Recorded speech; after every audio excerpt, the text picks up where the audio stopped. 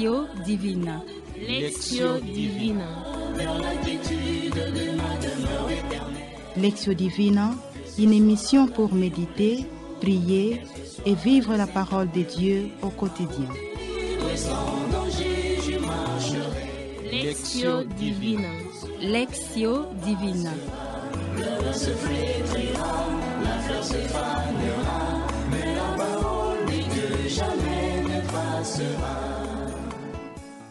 Auditeurs et auditrices, chers internautes de la Radio Maria, amis et fidèles de l'émission Lectio Divina, nos cordiales salutations depuis le plateau, selon l'heure à laquelle vous nous suivez chez vous. Suivons notre Lectio Divina de ce 8e dimanche du temps ordinaire, année liturgique C, le premier dimanche du mois de la femme. Ensemble avec les consacrés qui sont avec moi et à qui nous demandons de bien vouloir se présenter. C'est Franca Perona, fille de Saint-Paul. Fabrice Ossout, missionnaire au Blas de Marie Immaculée. Je suis la sœur Philomène Kitano, sœur de Marie Okwango. Et au micro, vous avez la sœur Chanel Londo, fille de Saint-Paul. Chers internautes, chers consacrés, frères et sœurs dans le Christ, déjà nous vous signalons que notre lecture priante de ce dimanche va se dérouler au rythme de l'évangéliste Luc dans son 6e chapitre du 39e au 45e verset. Dans ce passage, nous écouterons comment Jésus met en garde nos comportements dégoûtants et en même temps nous invite à la prise de conscience de notre état de vie avant de pointer nos doigts sur les défauts des autres.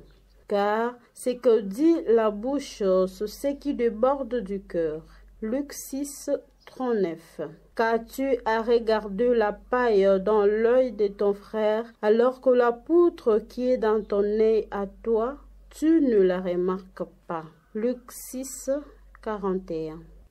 Auditeurs, auditrices, chers consacrés, amis et fidèles de la Lectio Divina, avant de poursuivre notre lecture priante, nous allons invoquer l'assistance de l'Esprit Saint pour qu'il agisse en chacun de nous et nous aide à disposer nos cœurs pour écouter attentivement la parole de Dieu. Que la régie nous y aide avec une musique.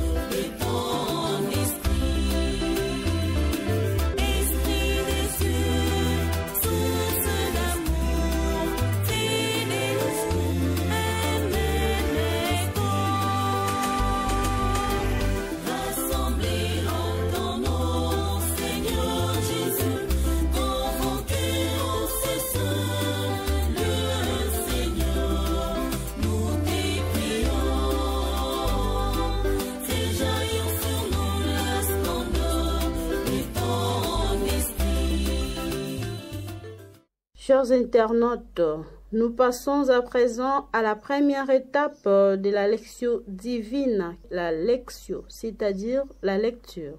Cette dernière nous sera faite doucement pour faciliter une meilleure compréhension.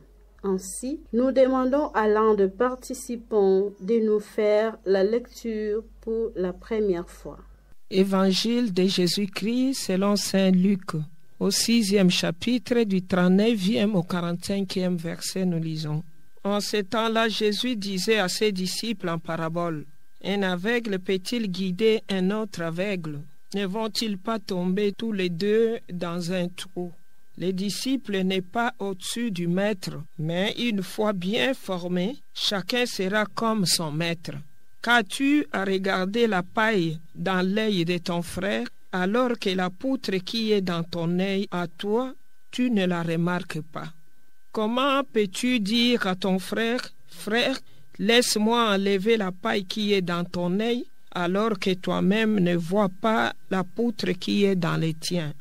Hypocrite, enlève d'abord la poutre de ton œil, alors tu verras clair pour enlever la paille qui est dans l'œil de ton frère. Un bon arbre ne donne pas de fruits pourris, jamais non plus un arbre qui pourrit ne donne de bons fruits. Chaque arbre, en effet, se reconnaît à son fruit. On ne cueille pas de figues sur des épines, on ne vendage pas non plus du raisin sur des ronces. L'homme bon tire le bien du trésor de son cœur qui est bon, et l'homme mauvais tire le mal de son cœur qui est mauvais, car ce que dit la bouche, c'est ce qui déborde du cœur. Acclamons la parole de Dieu. Louange à toi, Seigneur Jésus. La Régie, nous vous demandons une douce musique qui pourra accompagner notre méditation. Merci. Tu regardes la paille qui est dans l'œil de ton frère, mais la poutre est dans le tien, tu ne la remarques pas.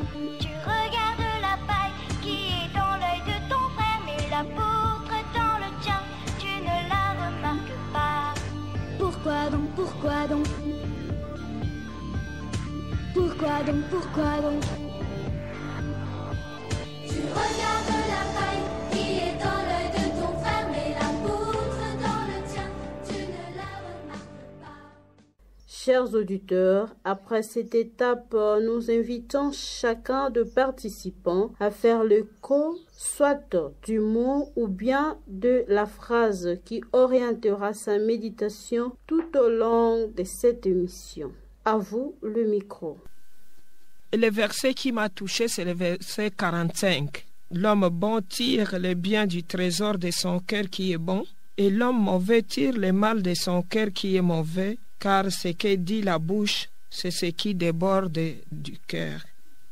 Les 3 derniers versets de l'évangile de ce dimanche, telle est la partie sur laquelle va porter mon partage. Je cite. Un bon arbre ne donne pas de fruits pourris. Jamais non plus un arbre pourri ne donne de bons fruits. Chaque arbre, en effet, se reconnaît à son fruit. On ne cueille pas de figues sur des épines. On ne vendage pas non plus du raisin sur des ronces. L'homme bon tire le bien du trésor de son cœur qui est bon, et l'homme mauvais tire le mal de son cœur qui est mauvais. Car ce que dit la bouche, c'est ce qui déborde du cœur. Fin de citation. Luc chapitre 6, versets 43 à 45. Voici la parole qui m'a touchée. Le disciple n'est pas au-dessus du maître, mais une fois bien formé, chacun sera comme son maître. Et encore, hypocrite, enlève d'abord la poutre de ton œil, alors tu verras clair pour enlever la paille qui est dans l'œil de ton frère. Chers auditeurs, cette partie nous plonge directement dans la deuxième étape de notre lecture priante, méditation, c'est-à-dire méditation. Chers consacrés, nous vous invitons à nous prêter votre attention. L'évangile de ce dimanche nous dit, en ce temps-là, Jésus disait à ses disciples, « Maintenant, Jésus parle à moi. Jésus parle à vous aussi, chers auditeurs. La poutre qui s'agrandit dans mon œil. Et cette poutre m'empêche de voir dans l'autre les merveilles que toi-même tu as créées pour ta gloire et aussi pour ma joie. Je sens alors, Jésus, mon maître, vraiment que tu es mon chemin et ma vérité, que tu, dans ma vie, tu parles à mon cœur et me dis, Franca, purifie l'autel de ton cœur. Chaque jour en toi, dans ton cœur, sur les autels des paroisses, sur les autels du monde, j'offre ta vie, votre vie avec la mienne, pour libérer les hommes des poutres qui ont dans les yeux. Que l'autel de ton cœur, l'autel intérieur des personnes aussi qui écoutent, soit pur. Laissez-vous purifier par moi. Reconnaissez sincèrement le mal qui est en vous. Repentez-vous, car le mauvais vous tente au mal par beaucoup de moyens.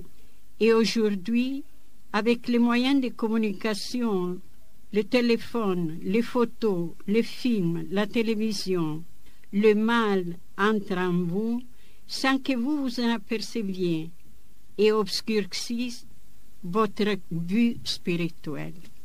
Venez à moi, revenez à moi pour être purifiés et porter de bons fruits. Dans cet extrait de l'évangile de Saint Luc proposé en ce 8e dimanche du temps ordinaire, Jésus utilise l'image de l'arbre et de son fruit pour justement nous enseigner une vérité essentielle. Et cette vérité, c'est que notre cœur est la source de nos paroles et de nos actions. En d'autres termes, c'est du cœur que sortent toutes nos paroles, toutes nos pensées et toutes nos actions. C'est pourquoi l'écrivain sacré me rappelle qu'on ne récolte pas de figues sur des épines et que l'homme bon tire le bien du trésor de son cœur. Autrement dit, ce qui habite mon cœur finit toujours par se manifester à l'extérieur. Mais si mon cœur est rempli d'amertume ou d'égoïsme, de la méchanceté, de la haine, cela transparaîtra dans mon agir. Ces passages, en effet, m'invitent à une introspection, me poser des questions de savoir quel type d'arbre je suis. Je suis un bon arbre ou un mauvais arbre? Quels fruits je porte dans mon quotidien? Est-ce que je porte de bons fruits ou des fruits pourris? En ce 8e dimanche qui clôture la première partie du temps ordinaire avant le mercredi des cendres qui s'approche, Jésus met en garde les disciples contre les faux maîtres qui les détourneraient de son enseignement. Au verset 45, Jésus introduit 2 comparaisons. La qualité du fruit renseigne sur la valeur de l'arbre et l'espèce du fruit révèle celle de l'arbre.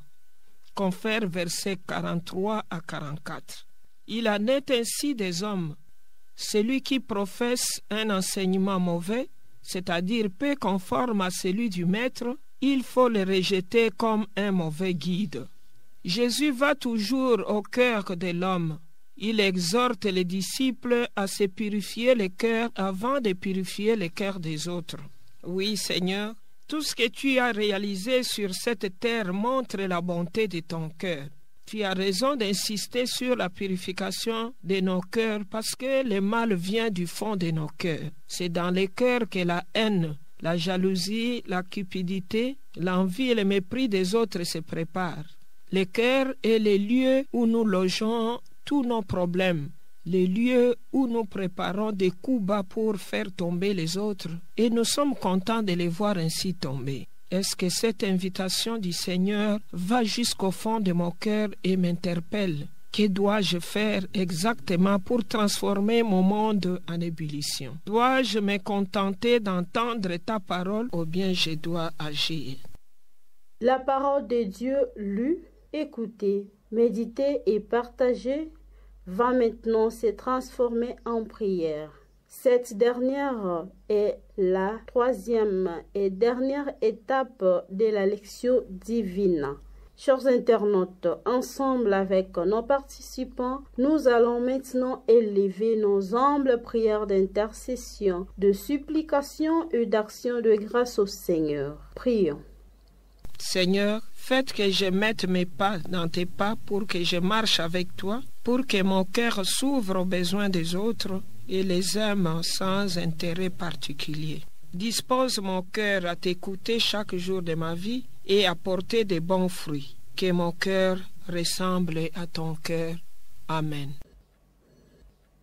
Seigneur Jésus, purifie et transforme mon cœur pour que je sois le témoin authentique de ton amour et que je porte du bon fruit dans ma vie. Fais que mes paroles et mes actions de chaque jour reflètent ta bonté et ta vérité.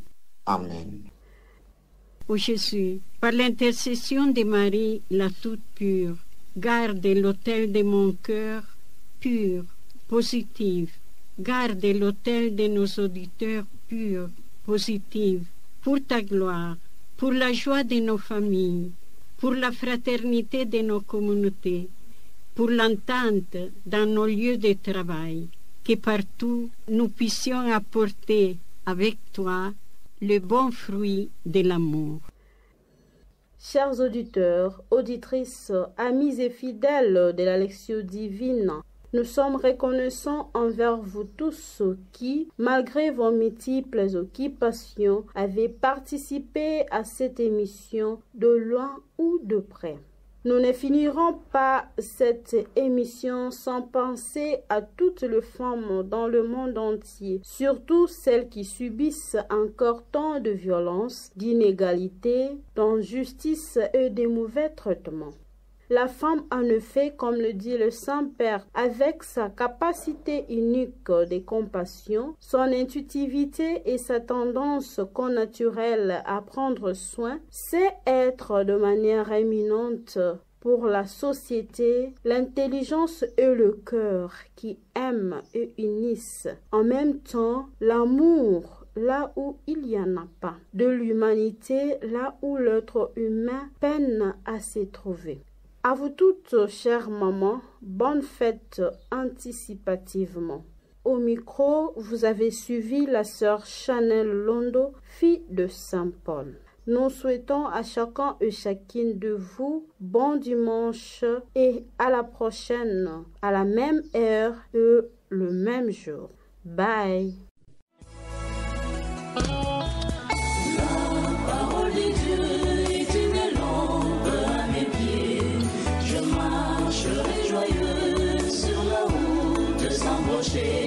Lectio Divina. Lectio Divina. Lectio Divina, une émission pour méditer, prier et vivre la parole de Dieu au quotidien. Lectio Divina. Lectio Divina. Le se flétrira, la fleur se fanera, mais la parole dit que jamais ne passera.